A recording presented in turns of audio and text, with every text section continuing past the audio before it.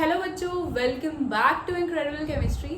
सो बच्चों, हम chapter structure of atom कर रहे थे और हमने यहाँ पे 3 एटॉमिक मॉडल कंप्लीट किए हैं। फर्स्ट मॉडल हमने किया था बच्चे J Thomson model of atom, second हमने रदरफोर्ड मॉडल किया, थर्ड हमने बोहर मॉडल किया और आज हम quantum mechanical model of atom करेंगे। ओके, तो क्वांटम मैकेनिकल मॉडल करने के पहले हम 2 डेवलपमेंट्स करेंगे जो क्वांटम मैकेनिकल मॉडल को समझने के लिए जरूरी हैं। वो 2 डेवलपमेंट कौन कौन सी हैं बच्चों? एक है dual nature of matter and second is Heisenberg's uncertainty principle. Okay, ये दोनों डेवलपमेंट ही हमने लास्ट लेक्चर में कवर की हैं। अगर आपने वो वीडियो नहीं देखी है तो आपको वो आई बटन या डिस्क्रिप्शन बॉक्स में मिल जाएगी।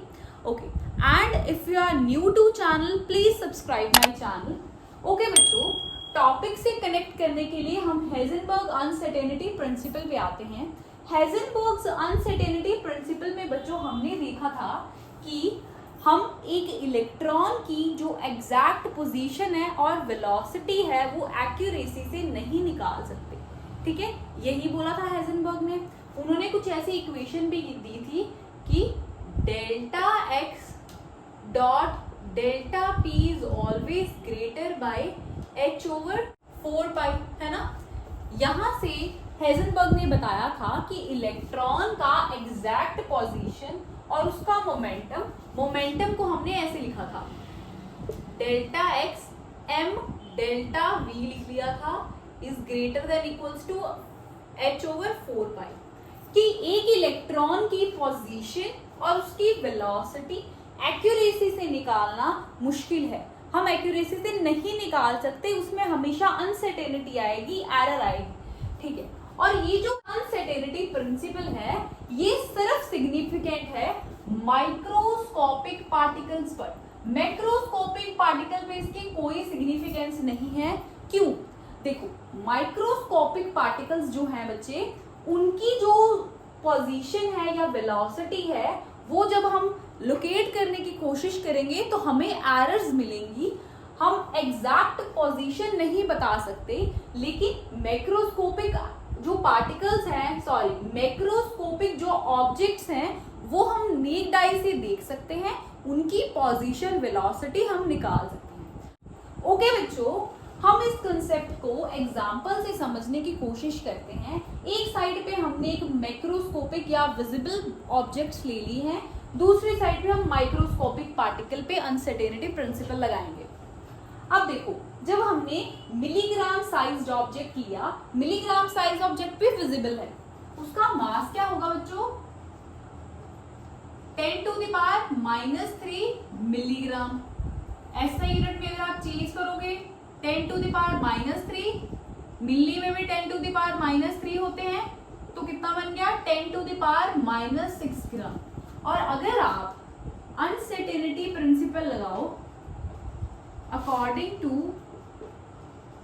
अनसर्टेनिटी प्रिंसिपल क्या करोगे आप? Delta X dot delta V जो होता है that is equals to h over 4 pi, और इसका जो m है मैं इधर मल्टीप्लाई कर देती हूँ।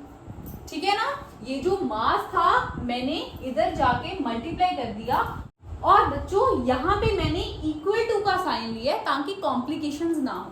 ठीक है, अब हम प्लैंक्स कांस्टेंट की वैल्यू अगर फिल करें 6.6 into 10 to the power -34 joule second, 4 into 3.14 pi की वैल्यू होगी।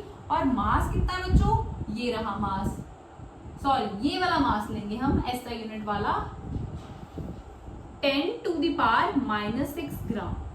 तो हमारा आंसर कितना आ जाएगा बच्चों? हमारा आंसर अप्रोक्सीमेटली आ जाएगा 10 to the power -28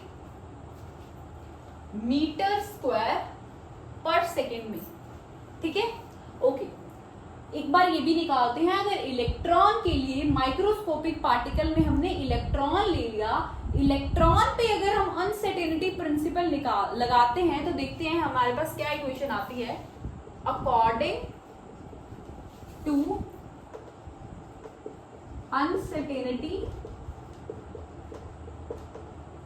principal delta X dot delta V is equals to H over 4 pi into M.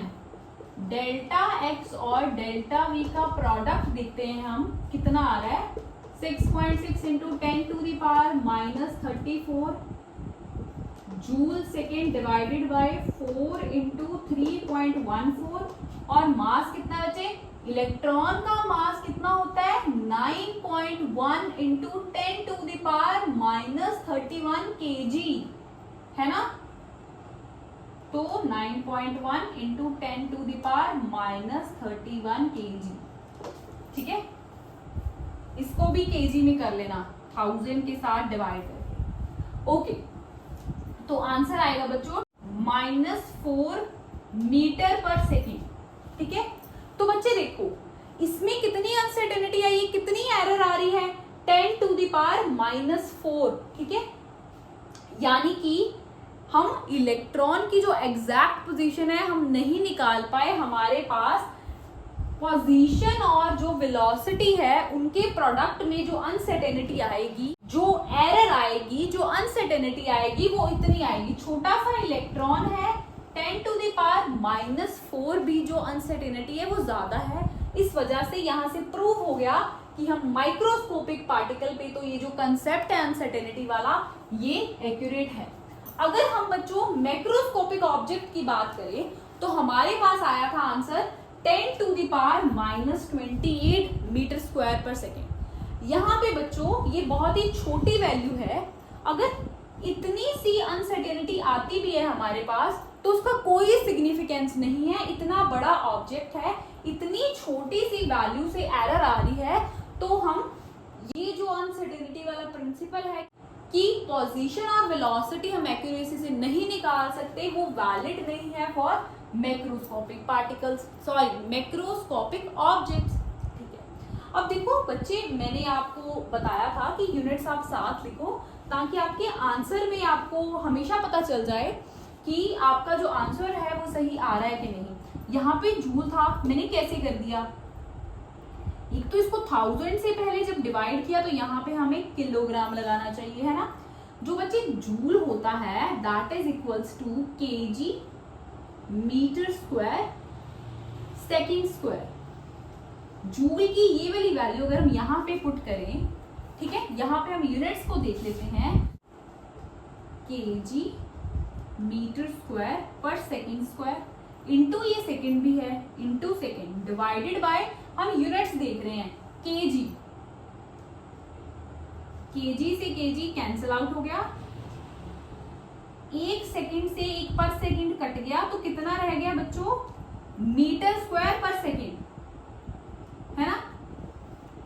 तो यही यूनिट होते हैं, तो ये यूनिट करेक्ट है फॉर x इंटू वी, यानी for position into velocity. Position का यूनिट हो गया 1 मीटर, वेलोसिटी के यूनिट कितना होते हैं, मीटर पर सेकेंड। तो इनके प्रोडक्ट के मीटर स्क्वायर पर सेकेंड यूनिट्स हैं, यानी कि हमारा फॉर्मूला जो हमने अप्लाई किया है वो सही है। यानी कि बच्चों जो बॉहर ने एग्जैक्ट पोजीशन की बात की थी वो गलत होगी, क्योंकि हेजनबर्ग तो कह रहे हैं कि हम किसी माइक्रोस्कोपिक पार्टिकल के लिए उसका पोजीशन और वेलोसिटी एक्यूरेसी से नहीं निकाल सकते। तो देखो it means that precise statements of position and velocity of electron have to be replaced। ये जो स्टेटमेंट थी कि पोजीशन और वेलोसिटी हम प्रिसाइजली कैलकुलेट कर सकते हैं, ये हमें रिप्लेस करनी पड़ेगी। किससे रिप्लेस करनी पड़ेगी, by statements of probability of that an electron has at a given position and velocity. यानी बच्चों ये जो स्टेटमेंट थी कि हम पोजीशन और वेलोसिटी को एक्यूरेटली फाइंड कर सकते हैं इलेक्ट्रॉन की, उस चीज को हमें चेंज करना पड़ेगा बाय कंसेप्ट कि हम इलेक्ट्रॉन की प्रोबेबिलिटी, यानी कि इलेक्ट्रॉन के चांसेस ज्यादा होने के चांसेस कहाँ हैं उस चीज पे फोकस करें। तो ये जो प्रोबेबिलिटी ऑफ फाइंडिंग इलेक्ट्रॉन वाला जो कंसेप्ट है बच्चों, वो हमें quantum mechanical model of an atom समझाता है। Let's come to that. सबसे पहले बच्चों क्वांटम मैकेनिकल मॉडल किसने दिया था?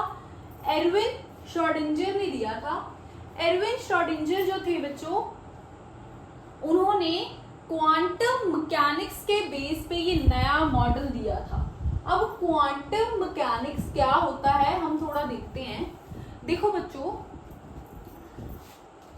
फिजिक्स की बहुत सारी ब्रांचेस होती हैं, है ना। अगर हम ब्रॉडली फिजिक्स को डिवाइड करें तो हम क्लासिकल फिजिक्स और मॉडर्न फिजिक्स, जिसको हम क्वांटम फिजिक्स या क्वांटम मैकेनिक्स के नाम पे जानते हैं, इसमें हम फिजिक्स को डिवाइड कर सकते हैं। क्वांटम फिजिक्स या क्वांटम मैकेनिक्स, ठीक है।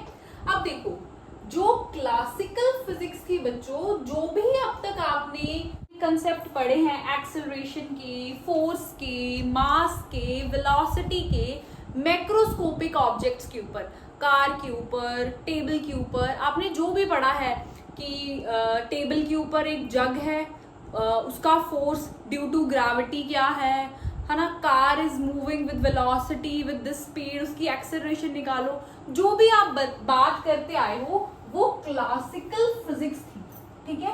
अब एक नई फिजिक्स आई, क्वांटम फिजिक्स या मॉडर्न फिजिक्स भी जिसे बोलते हैं। उसके अकॉर्डिंग बच्चों, ये जो फिजिक्स थी ये माइक्रोस्कोपिक पार्टिकल्स पे लगती थी।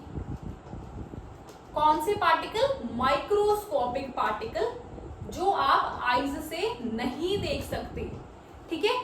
फॉर एग्जाम्पल इलेक्ट्रॉन हो गया, प्रोटॉन हो गया, न्यूट्रॉन हो गया, एटम हो गया, मॉलिक्यूल हो गया। इन सब की पोजीशन, वेलोसिटी की जब हम बात करें तो हम क्वांटम फिजिक्स के जो प्रिंसिपल्स हैं उस पे आते हैं। तो ये जो क्वांटम मैकेनिकल मॉडल था एटम का, ये भी क्वांटम मैकेनिक्स के बेस पे ही श्रोडिंगर ने दिया। अब देखो, जब भी श्रोडिंगर का नाम आता है ना बच्चों, तब ये बड़ी सारी कॉम्प्लिकेटेड इक्वेशन आती है। ओके, ये हम बहुत ही सिंपल वे में समझने की कोशिश करेंगे। ओके बच्चों, पहले देखो ये जो इक्वेशन है, श्रोडिंगर ने ये जो दी इक्वेशन, इसमें श्रोडिंगर ने क्या बताया? इसमें श्रोडिंगर ने बच्चों सिंपली ये बताया कि जो इलेक्ट्रॉन है वो एज अ वेव बिहेव करेगा, ठीक है। पहले अगर आपको याद हो, जो भी पहले हमने मॉडल पढ़े हैं, बोहर का, रदरफोर्ड का, उन सब मॉडल्स में उन्होंने बताया था कि जो इलेक्ट्रॉन है वो तो पार्टिकल नेचर का होता है, लेकिन श्रोडिंगर बोल रहे हैं वेव नेचर का है, ठीक है। इसलिए तो उन्होंने वेव इक्वेशन दी। अब ये क्या था? अब बोहर ने बोला श्रोडिंगर को कि मैं नहीं मानता कि इलेक्ट्रॉन का एक वेव नेचर है। श्रोडिंगर बोलते हैं कि मैं आपको एक मैथमेटिकल इक्वेशन दे देता हूं। उन्होंने मैथमेटिकल इक्वेशन दे दी, जिससे ये प्रूफ हो गया कि इलेक्ट्रॉन का एक वेव नेचर है। और इस जो ये बड़ी सारी आपको कॉम्प्लिकेटेड एक इक्वेशन दिख रही है, इस इक्वेशन को अगर हम सॉल्व करेंगे, फॉर एग्जांपल किसी भी एटम के लिए हमने हाइड्रोजन के लिए सॉल्व किया। हाइड्रोजन इसलिए मैं बोल रही हूँ क्योंकि हाइड्रोजन में एक ही इलेक्ट्रॉन होता है ना, एक इलेक्ट्रॉन होता है। एक इलेक्ट्रॉन की पोजीशन निकालना, सॉरी पोजीशन हम एग्जैक्टली नहीं निकाल सकते, पोजीशन की हम प्रोबेबिलिटी निकाल सकते, कहाँ पे ये इलेक्ट्रॉन हो सकता है, क्या मैक्सिमम चांसेस हैं, वो चीज हम इस श्रोडिंगर वेव इक्वेशन के सॉल्यूशन से निकाल सकते हैं। कैसे निकाल सकते हैं? देखो बच्चों, जब इस श्रोडिंगर वेव इक्वेशन को सॉल्व किया गया, हाइड्रोजन के लिए सॉल्व किया गया, तो यहाँ पे 3 कोऑर्डिनेट्स आए, A, B, C, या X, Y, Z लिख लो क्योंकि ये वेरिएबल्स हैं X, Y, Z। हमें नहीं पता ये X, Y, Z क्या है, हम आगे जाके करेंगे, लेकिन अभी हमें नहीं पता ये X, Y, Z क्या है। लेकिन ये ऐसे कोऑर्डिनेट्स हैं जो हमें बताएंगे कि जो इलेक्ट्रॉन है उसके चांसेस कौन से रीजन में होने मैक्सिमम है, ठीक है। वो हमें एक ऐसा रीजन बता देंगे, ठीक है। ये कोऑर्डिनेट्स कौन से वाले कोऑर्डिनेट्स हैं? वही वाले कोऑर्डिनेट्स हैं जो हम मैथ्स में करते हैं। तो हाँ बच्चों, ये वही वाले कोऑर्डिनेट्स हैं। जैसे हम 3 कोऑर्डिनेट्स लेते थे ना, 0, 1, -1, इसको आप ग्राफ में प्लॉट कर देते थे, है ना, एग्जैक्ट पॉइंट आप प्लॉट कर देते थे। 3 डायमेंशनल ग्राफ में हम 2D पेपर पे भी बना लेते हैं 3 डायमेंशनल ग्राफ, ऐसे करके बनाते हैं ना, ऐसे वाला, है ना, यहाँ पे हमने पॉइंट मार्क कर दिया, ये वही कोऑर्डिनेट्स हैं। लेकिन यहाँ पे हम एग्जैक्ट पोजीशन इलेक्ट्रॉन की नहीं बता सकते, क्योंकि एग्जैक्ट पोजीशन इलेक्ट्रॉन की बताना पॉसिबल नहीं है। हाइजेनबर्ग के प्रिंसिपल के अकॉर्डिंग हम जहां पे हमारा इलेक्ट्रॉन है उसकी एक प्रोबेबिलिटी, उसका चांस बता सकते हैं, तो वो चीज श्रोडिंगर वेव इक्वेशन ने कवर की। ये देखो, ये भी श्रोडिंगर वेव इक्वेशन है, शॉर्ट फॉर्म है उस एक्सटेंडेड वाली श्रोडिंगर वेव इक्वेशन की, ठीक है। देखो, this is Hamiltonian operator. Hamiltonian operator को हमने वेव फंक्शन पे ऑपरेट करवाया तो हमें टोटल एनर्जी ऑफ सिस्टम मिली। अब ये हैमिल्टोनियन ऑपरेटर क्या है? देखो बच्चों, ऑपरेटर क्या होता है, जैसे मैथ्स में हम मल्टीप्लाई डिवाइड करते हैं, वो सारे ऑपरेटर्स हैं, ठीक है। तो यहाँ पे भी ये हैमिल्टोनियन ऑपरेटर है जिसमें सारी कैलकुलेशंस आ रही हैं श्रोडिंगर वेव इक्वेशन की, ठीक है।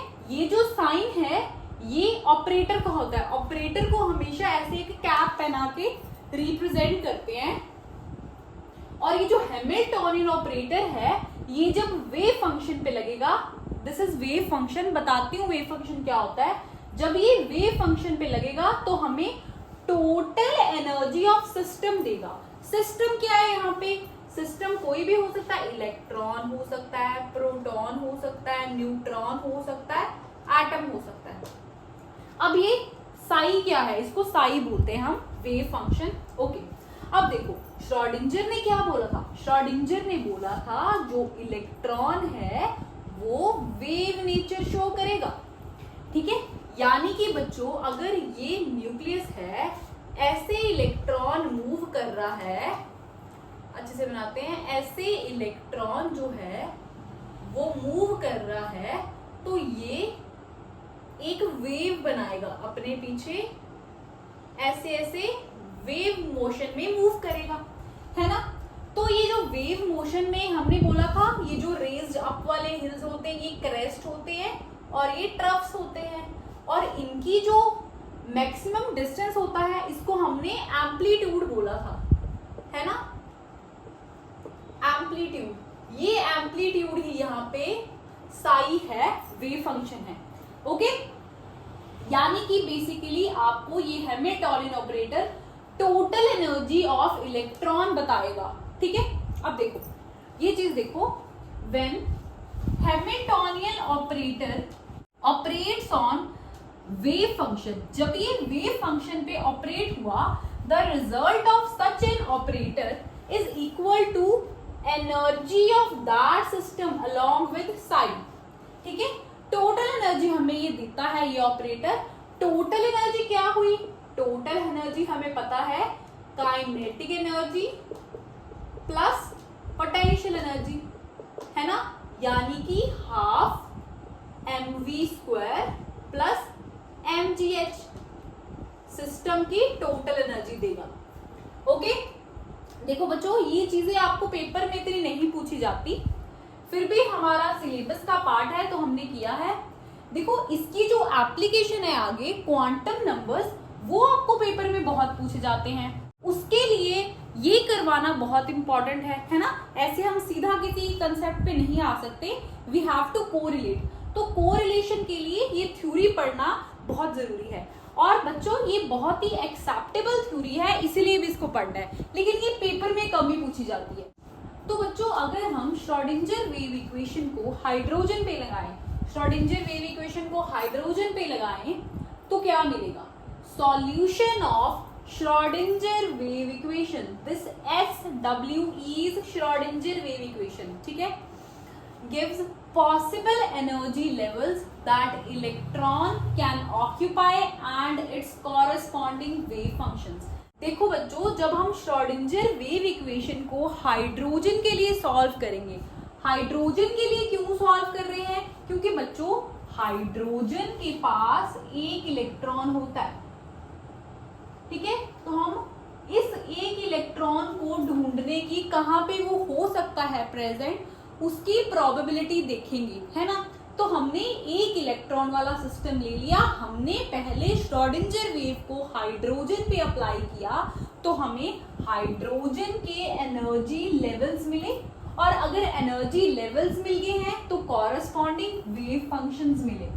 देखो ये मान लो ये न्यूक्लियस है, यहाँ पे ऐसे जो इलेक्ट्रॉन है वो रिवॉल्व कर रहा है, ठीक है। ये इलेक्ट्रॉन रिवॉल्व कर रहा है, मूव करेगा ऐसे, है ना, ऐसे ऐसे मूव करेगा, तो ये हमें उसके कॉरस्पॉन्डिंग एनर्जी लेवल के वेव फंक्शंस मिल गए, है ना। ये हमें श्रोडिंगर वेव इक्वेशन देगी। ओके बच्चों, जब हमें एनर्जी लेवल्स या एनर्जी स्टेट्स और उनके कॉरस्पॉन्डिंग वेव फंक्शंस मिल जाएंगे, तो हम इलेक्ट्रॉन के कोऑर्डिनेट्स निकाल सकते हैं, यानी कि x, y, z हमें ये कोऑर्डिनेट्स मिल जाएंगे। इन कोऑर्डिनेट्स से क्या होगा, इन कोऑर्डिनेट से हम बता सकते हैं कि कहाँ पे इलेक्ट्रॉन होने की जो प्रोबेबिलिटी है वो मैक्सिमम है। ये जो 3 कोऑर्डिनेट्स हमें मिलते हैं बच्चों, इसको हम 3 क्वांटम नंबर के नाम से जानते हैं। अब बच्चों कई बच्चे आप में से बोलेंगे कि क्वांटम नंबर तो 4 होते हैं। देखो बच्चों 3 क्वांटम नंबर यहाँ से आए थे, एक क्वांटम नंबर बाद में डिस्कवर हुआ, वो भी हम पढ़ेंगे। लेकिन ये जो कोऑर्डिनेट्स मिलते हैं हमें after solving the Schrodinger wave equation, उनको हम 3 क्वांटम नंबर्स बोलते हैं, ठीक है। 3 quantum number, principal quantum number, azimuthal quantum number होता है, और एक मैग्नेटिक क्वांटम नंबर होता है, वो हम अभी डिटेल में देखेंगे। Okay, wave function of an electron in an atom is also known as atomic orbital. अब देखो जब हमें लोकेशन पता चल गई, तो यानी ये एड्रेस हमें इलेक्ट्रॉन का पता चल गया, तो यानी हमें एक एरिया पता चल गया, एक रीजन पता चल गया जहां पे इलेक्ट्रॉन होने के जो चांसेस है वो मैक्सिमम है। यानी कि अगर ये एक न्यूक्लियस है, मान लो ये जो एड्रेस है वो यहाँ आ रहा है, तो हमें ये पता चल गया कि ये वाला जो एरिया है डॉटेड वाला, यहाँ पे इलेक्ट्रॉन होने के जो चांसेस है वो मैक्सिमम है। इसी रीजन को बच्चों एटॉमिक ऑर्बिटल्स बोल दिया श्रोडिंगर ने, ठीक है। देखो फर्क है, एक है ऑर्बिटल्स, एक था ऑर्बिट, है ना। ऑर्बिट बोहर ने दिया था। बोहर ने क्या बोला था कि जब इलेक्ट्रॉन न्यूक्लियस के अराउंड रिवॉल्व करता है एक सर्कुलर पाथ में, तो उसे ऑर्बिट बोला था। ये ऑर्बिटल क्या है, ये कुछ वेल डिफाइंड पाथ नहीं है, ये तो एक रीजन है अराउंड द न्यूक्लियस जहां पे इलेक्ट्रॉन मिलने की जो प्रोबेबिलिटी है वो मैक्सिमम है, ठीक है। अब देखो क्वांटम मैकेनिकल मॉडल जो था, उसने हाइड्रोजन के सॉल्यूशन निकाले, और उसने बच्चों हर तरह से हाइड्रोजन स्पेक्ट्रम को एक्सप्लेन किया, ठीक है। तो ये बहुत ही सक्सेसफुल था, यानी कि, है ना। बट देखो बच्चों ये बात हो रही है 1 इलेक्ट्रॉन सिस्टम की, ठीक है। जब बच्चों ये जो श्रोडिंगर वेव इक्वेशन थी, ये मल्टी इलेक्ट्रॉन एटम पे लगाएगी, यानी कि जिस एटम के पास एक से ज्यादा इलेक्ट्रॉन है वहां पे हमें सॉल्यूशन नहीं दे पाई ये इक्वेशन।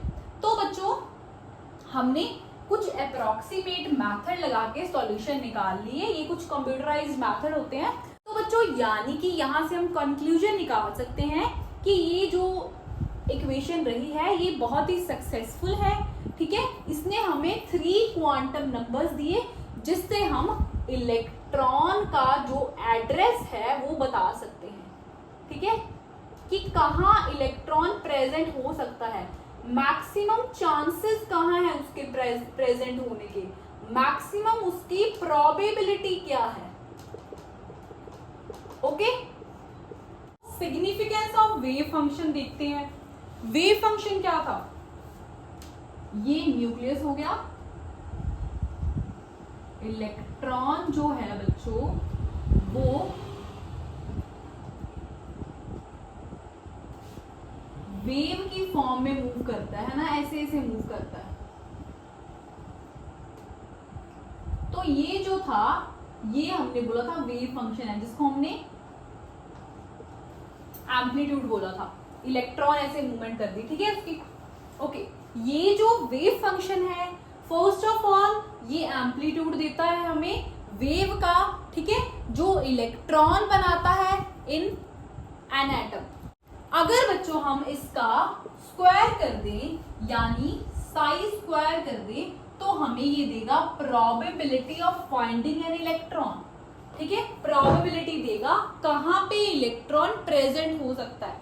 ठीक है, अगर देखो ये जो साइज स्क्वायर की जो वैल्यू है, अगर मान लो ये वैल्यू हाई आती है, ठीक है, ज्यादा आती है, इसका मतलब क्या हुआ कि हाई चांसेस है, हाई प्रोबेबिलिटी है of finding electron, of finding electron. अगर देखो ये जो साइज स्क्वायर की जो वैल्यू है बच्चों, ये लेस है, लो आती है, ठीक है, तो जो प्रोबेबिलिटी है वो भी कम रहेगी, इलेक्ट्रॉन के मिलने की प्रोबेबिलिटी लेस रहेगी। और अगर मान लो ये जो साइज स्क्वायर की वैल्यू है ये 0 है, तो प्रोबेबिलिटी जो है इलेक्ट्रॉन के मिलने की वो है निग्लेजिबल, नहीं मिलेगा। ठीक है, तो इस तरह हम बच्चे वेव फंक्शन से, वेव फंक्शन के स्क्वायर से प्रोबेबिलिटी कैलकुलेट कर सकते हैं कि कहां पे इलेक्ट्रॉन मिलेगा। डिफरेंस जो है ऑर्बिट का और ऑर्बिटल का, ये आपको कई बार 2 मार्क क्वेश्चन में पूछ लिया जाता है। आपको बच्चों क्वांटम मैकेनिकल मॉडल नहीं पूछेगा, बहुत कम पूछेगा, लेकिन ये जो डिफरेंस है, ये जो ऑर्बिटल हमने श्रोडिंगर से लिया है, वो चीज आपको पूछ लेगा। ओके, ऑर्बिट कहां से आया था? ऑर्बिट बच्चों बोहर ने दिया था। बोहर ने बोला था कि जो इलेक्ट्रॉन्स हैं वो एक सर्कुलर पाथ में मूव करते हैं, जिसको हम ऑर्बिट बोलते हैं। यानी कि ये वेल डिफाइंड पाथ होता है जो हमें बोहर ने बताया है ना। ऑर्बिटल क्या होता है? ऑर्बिटल देखो बच्चे, ये कुछ स्पेसिफिक, कुछ वेल डिफाइंड पाथ नहीं है, ये एक रीजन है in space around the nucleus in which probability to find electron is maximum. ठीक है, ये एक ऐसा रीजन है न्यूक्लियस के पास जहां पे इलेक्ट्रॉन मिलने की जो चांसेस है, जो प्रोबेबिलिटी है, वो मैक्सिमम है। ओके, अगर ऑर्बिट की बात करें तो ऑर्बिट बच्चे हमें इलेक्ट्रॉन का 2D मोशन देता है। देखो ऐसे था ना, बोहर ने ये बोला था ये न्यूक्लियस है और ये इलेक्ट्रॉन ऐसे रिवॉल्व करता है ना, तो ये 2D मोशन होगा, यानी 2 डायमेंशन, 2 डायरेक्शन में, एक प्लेन में क्या उसका मोशन है इलेक्ट्रॉन का, वो देता है। लेकिन ये जो ऑर्बिटल है ये 3D मोशन देता है। 3D मोशन देता है, हमें वेव इक्वेशन में देखा था 3 कोऑर्डिनेट्स मिल रहे थे, 3 कोऑर्डिनेट्स x, y और z की डायरेक्शन में मिलते हैं। तो यानी कि ये तीनों डायरेक्शन में जो इलेक्ट्रॉन का मोशन है, वेव मोशन है, वो बताता है। अब देखो ऑर्बिट की बात करें तो डेफिनेट पाथ है ना। ऑर्बिटल की बात करें तो डेफिनेट पाथ नहीं होता। क्यों नहीं होता? क्योंकि जो ऑर्बिटल है बच्चे, वो हेज़ेनबर्ग अनसर्टेनिटी प्रिंसिपल फॉलो करता है ना। हेज़ेनबर्ग अनसर्टेनिटी प्रिंसिपल फॉलो करता है, और हेज़ेनबर्ग ने बोला था कि हम इलेक्ट्रॉन का जो डेफिनेट पाथ है, एग्जैक्ट पाथ है, वो नहीं बता सकते। बट यहाँ पे डेफिनेट पाथ की बात होती है, बोहर ने डेफिनेट पाथ बोला था।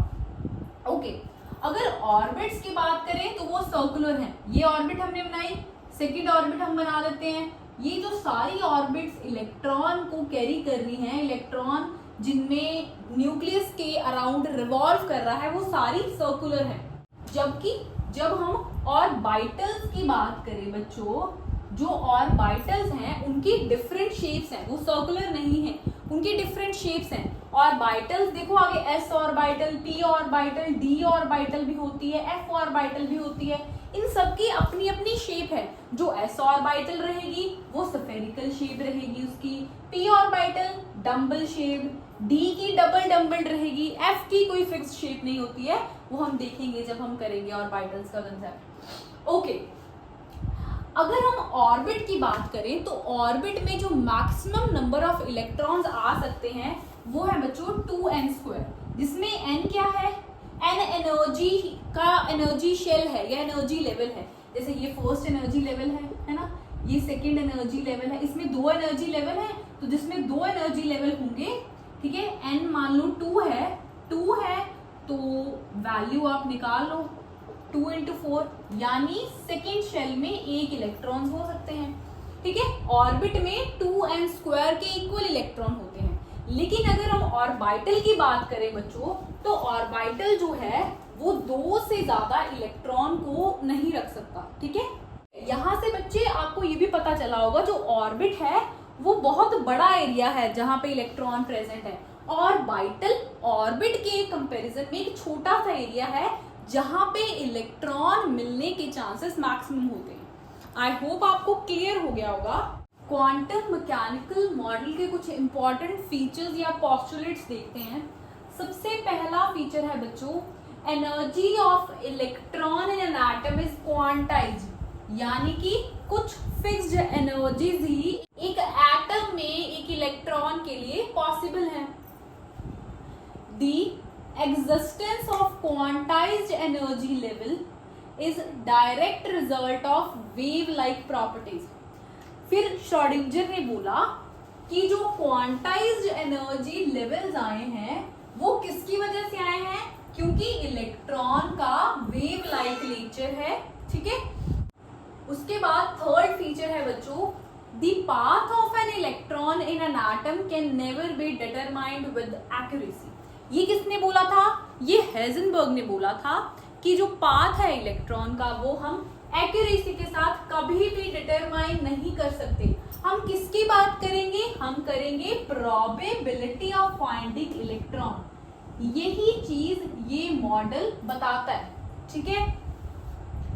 N atomic orbital is described with help of wave function. Each orbital has definite energy and contain maximum 2 electron. अब बोलते हैं जो एटॉमिक ऑर्बिटल है, एटॉमिक ऑर्बिटल क्या था, वो वाला रीजन जहां पे इलेक्ट्रॉन मिलने की जो पॉसिबिलिटी है, प्रोबेबिलिटी है, सबसे ज्यादा है, ठीक है। वो रीजन हमें वेव फंक्शन बताता है, ठीक है। अब देखो बहुत सारे वेव फंक्शंस होते हैं एक इलेक्ट्रॉन में। देखो दोबारा से मॉडल देखो, ये न्यूक्लियस हो गया, ये उसका एक इलेक्ट्रॉन ऐसे ऐसे मूव कर रहा है, ऐसे मूव कर रहा है, तो देखो कितने सारे इसके एम्पलीट्यूड्स हो गए, यानी कितने सारे इसके वेव फंक्शंस हो गए। जितने वेव फंक्शंस उतने ज्यादा ऑर्बिटल, यानी एक एटम में बहुत सारे ऑर्बिटल्स भी प्रेजेंट हो सकते हैं और हर ऑर्बिटल में बच्चों 2 ही इलेक्ट्रॉन आ सकते हैं, ठीक है। अगर मान लो ये एक ऑर्बिटल है और 2 ही यहाँ पे इलेक्ट्रॉन हम रख सकते हैं, ठीक है, okay. All the information about electron in an atom is provided by orbital wave function। वही कि इलेक्ट्रॉन की जो सारी इंफॉर्मेशन है, कहाँ पे इलेक्ट्रॉन प्रेजेंट है, कहाँ पे उसके होने के चांसेस मैक्सिमम है, ये सब कौन बताता है, वेव फंक्शन बताता है। ऑर्बिटल वेव फंक्शन भी बोलते हैं हम उसे। Probability of find electron, probability of finding an electron at a point within an atom is proportional to square of orbital wave function। यानी कि अगर हमने probability of electron, probability of finding electron ढूंढना है तो हम क्या करेंगे, wave function का स्क्वायर कर देंगे, wave function का स्क्वायर कर देंगे और हम प्रोबेबिलिटी डेंसिटी इलेक्ट्रॉन के होने की प्रोबेबिलिटी निकाल लेंगे, ओके।